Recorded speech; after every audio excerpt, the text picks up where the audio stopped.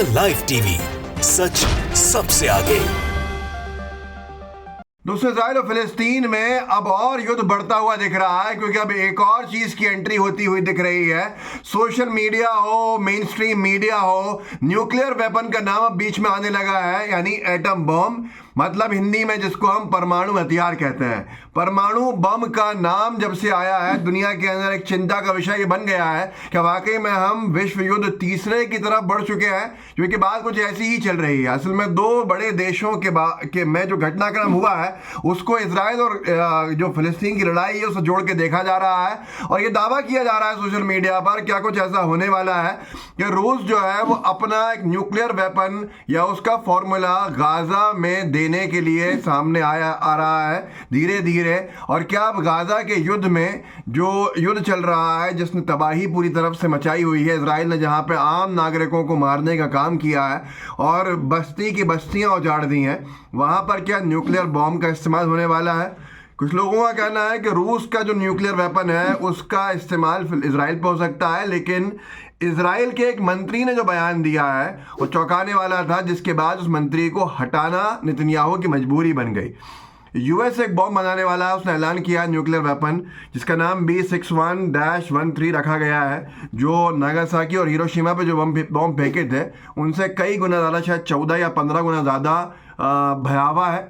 लेकिन उसके साथ में इसी सब के बीच में इजराइल हमास युद्ध के दौरान रूस ने अपने एक एटम बॉम्ब के एक न्यूक्लियर वेपन का ट्रायल कर दिया, जिसके बाद से दुनिया में एक चर्चा का विषय बन गया। लेकिन पहले मैं आपको बता देता हूं कि इजराइल के कौन मंत्री हैं जिन्होंने ये सारी की सारी बात करी है। इजराइल के ये लिखा हुआ है पॉलिटिको में, Israel minister suspended after calling nuking Gaza an option. Israel के एक मंत्री ने ये बयान दिया था कि गाजा में परमाणु हथियार यानी न्यूक्लियर वेपन का इस्तेमाल करना हमारे लिए एक ऑप्शन है। इसके बाद इसका नाम है अमीचाई एलियाहू के स्टेटमेंट के ऊपर नेतन्याहू ने उस मंत्री को हटा ज़रूर दिया है, लेकिन लोग कह रहे हैं कि क्या छुपाया जा रहा है, जिसके बाद ये पूरा का पूरा बयान सामने आया। मैं आपको दिखाता हूँ, आपको समझाता हूँ। न्यूज़ 18 ने पूरी रिपोर्ट इसके ऊपर की है और उसका जो वो है टाइटल वो है गाजा में एटम बॉम्ब। इजराइल के मंत्री ने दी एटमी धमकी। इजराइल के मंत्री हैं अमीहाई एलियाहू, जंग में हमास का साथ देंगे पुतिन। ये न्यूज़ 18 लिख रहा है क्योंकि पुतिन ने एक न्यूक्लियर टेस्ट किया है।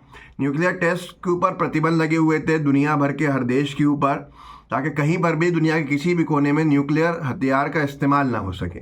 लेकिन उस संधि को तोड़ने का काम पुतिन ने किया है। उनके पार्लियामेंट में कानून बना के इसको पारित करके इस फैसले को पलट दिया है, और ये कानून बना दिया है, वहाँ पारित कर दिया है कि न्यूक्लियर टेस्ट जो है रूस कर सकता है। जिसके बाद से सरगर्मी बढ़ गई है, क्योंकि कहीं ना कहीं इजराइल और यूएस की लॉबी के खिलाफ रूस खड़ा हुआ है। रूस की और चीन की बैठक भी हो चुकी है, ईरान से भी मिल चुके हैं रूस के विदेश मंत्री। तो ये सारी चीज़ें एक चीज़ से जोड़ के देखी जा रही हैं, जो है गाजा का युद्ध। लोगों का कहना है कि वाकई में गाजा का युद्ध दुनिया के तीसरे विश्व युद्ध की तरफ बढ़ा रहा है। क्या तीसरे विश्व युद्ध की शुरुआत हो गई है? ये एक बड़ा सवाल लोग कर रहा है। लेकिन जिस तरह से, जिस बेरहमी से बच्चों को, बेकसूरों को हमास के नाम पे मारा जा रहा है, हमास से लड़ाई होगी एक तरफ है, लेकिन हमास के नाम पर जो फ़िलिस्तीन के बेकसूर नागरिक मारे जा रहे हैं उसके ऊपर कोई उफ भी नहीं कर रहा है। ये बड़ा विषय इसलिए है क्योंकि रशिया ने जितने 1.5 साल में यूक्रेन में लोगों को नहीं मारा होगा, उससे कहीं ज़्यादा इजराइल ने गाजा में फ़िलिस्तीनियों को कई गुना ज़्यादा मौत के घाट उतारने का काम किया है। लेकिन सब खामोश हैं। उसकी क्या वजह है मैं नहीं जानता, लेकिन इजराइल से नाराज़ हुआ रूस। ये न्यूज़ 18 ने अपने शो के नीचे की जो बॉटम लाइन है उस पर लिखा, और इनका कहना है कि इजराइल से कहीं ना कहीं रूस नाराज़ है। रूस ने एक बड़ा परमाणु जो परीक्षण कहते हैं हिंदी में, वो करके देखा है। वो भी समुद्र के अंदर से, सबमरीन है वो पूरा, जिसके बाद से उसको इंटरकॉन्टिनेंटल मिसाइल का हमला कहते हैं। जिसके बाद से ये सरगर्मी तेज़ है, जिसका नाम जार बम रखा है कि जार बम का क्या इस्तेमाल इजराइल के ऊपर फ़िलिस्तीन की तरफ से हो सकता है रूस की सहायता से। क्योंकि नॉर्थ कोरियन जो लीडर हैं किम जोंग उन, वो पहले ही कह चुके हैं कि फ़िलिस्तीन का किसी भी हाल में साथ देने के लिए रास्ते खोजने चाहिए। इजराइल आरोप लगा चुका है किम जोंग उन और नॉर्थ कोरिया के ऊपर कि हथियार वहीं से आए थे हमास के पास। तो आखिर ये कुछ क्या बहुत बड़ा न्यूक्लियर युद्ध की तरफ इशारा कर रहा है? ये अपने आप में एक बड़ा विषय इसलिए है। न्यूज़ 18 ने बॉटम लाइन ये लिखा है, गाज़ा जंग में हो सकती है एटमी बम, गाज़ा में एटम बम, ये सब चीज़ें लिखी हैं। और मंत्री का हटा देना, क्या मंत्री ने कुछ बड़ी चीज़ बेनकाब कर दी थी इज़राइल की? क्या इज़राइल के उस मंत्री ने जिसका नाम एलियाहू है, क्या कुछ बहुत बड़ा राज खोल दिया था कि वाकई में इज़राइल हमला करने जा रहा था नेतन्याहू के लीडरशिप में? क्या इज़राइल नेतन्याहू हमला करने जा रहे थे वहाँ पे गाज़ा में न्यूक्लियर वेपन का? लेकिन क्या न्यूक्लियर वेपन का इस्तेमाल करेंगे तो उसके दायरे से बाहर भी जाएगा, उसका नुकसान? ये बहुत सारे सवाल हैं। सवाल ये भी है कि इज़राइल में खुद अपने आप में फ़िलिस्तीन के समर्थन में आवाज़ें उठ रही हैं। फ़िलिस्तीन में गाज़ा पे जो हमला हो रहा है, इज़राइल के लोग भी असंतुष्ट दिखते हैं उससे। लेकिन अब इज़राइल ने अपने विपक्ष के नेताओं को गिरफ्तार करना शुरू किया। नेतन्याहू सरकार ने विपक्ष के नेताओं को बोलने पर गिरफ्तार करना शुरू किया है। 6 साइड करके एक ट्विटर हैंडल है जिसमें ये वीडियो डाला गया है कि the only democracy in the Middle East, they said. Now Netanyahu is arresting his political opponents, you are fighting for the Zionist leader, Zionist Israel. उनका कहना है कि एकमात्र लोकतंत्र जिसे कहते हैं वो लोग मिडल ईस्ट में, यानी इज़राइल, वो अपने ही पॉलिटिकल जो विपक्ष की नेता हैं उनको गिरफ्तार कर रहा है नेतन्याहू। और आप इस ज़ायनिस्ट इज़राइल के लिए लड़ रहे हैं क्या? ये सब चीज़ें इसमें सामने, ये ट्वीट सामने, इसमें अगर आप देखेंगे धक्का देते हुए लोग दिखेंगे इज़राइल के विपक्ष के नेता को। इज़राइल की पुलिस जिस तरह से, जिस बेरहमी से गिरफ्तार किया जा रहा है, ये बता रहा है कि कहीं ना कहीं बड़ा एक विषय है जो सामने है कि इज़राइल में भी फ़िलिस्तीन के समर्थन की आवाज़ें, इज़राइल के विरोध की आवाज़ें लग रही हैं। लेकिन आज तक ने लिखा है कि आप जंग में होगी परमाणु हथियारों की एंट्री।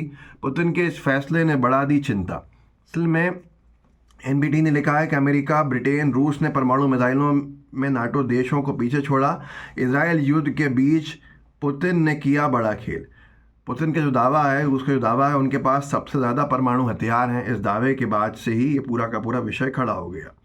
आज तक ने आगे लिखा है कि रूस, यूक्रेन और अब इज़राइल हमास, दुनिया पहले ही 2 खतरनाक युद्धों को झेल रही है। इस बीच रूस के राष्ट्रपति व्लादिमीर पुतिन ने ऐसा फैसला लिया है जिससे परमाणु हमले का खतरा बढ़ गया है। दरअसल रूस की संसद ने उस अंतर्राष्ट्रीय संधि से बाहर निकलने के पक्ष में बिल पास किया है जो किसी देश को परमाणु परीक्षण करने से रोकती है। इंडिया टीवी ने इस पर लिखा है कि न्यूक्लियर वॉर की बजी घंटी, रूस के उच्च सदन ने भी दी परमाणु परीक्षण से रोक हटाने संबंधी अनुमोदन रद्द करने को मंजूरी। तो ये एक बहुत बड़ा विषय है जिसके बाद इसे अपने आप में चर्चा गर्म है। क्या होगा हमारे विश्व में, क्या कितना भयावह हालात होने वाले हैं, ये सोचने वाली बात है। इस वीडियो को आगे बढ़ाइएगा और हर एक से यही कहिए कि युद्ध विराम की बात करें। युद्ध का रुकना शायद मानवता के हित में है, लेकिन जिस अमानवीय ढंग से इज़राइल ने फ़लस्तीन पे आम नागरिकों पर, आम नागरिकों के इलाकों पे हमास की आड़ में हमला करने का काम किया है, वो कैसे वो नुकसान की भरपाई होगी, ये शायद सवाल का सवाल रह जाएगा। व्हाट्सएप ग्रुप सुंगन में शेयर कीजिएगा। लाइव टीवी को सब्सक्राइब ज़रूर कीजिए। जय हिंद, जय भारत। द लाइव टीवी, सच सबसे आगे।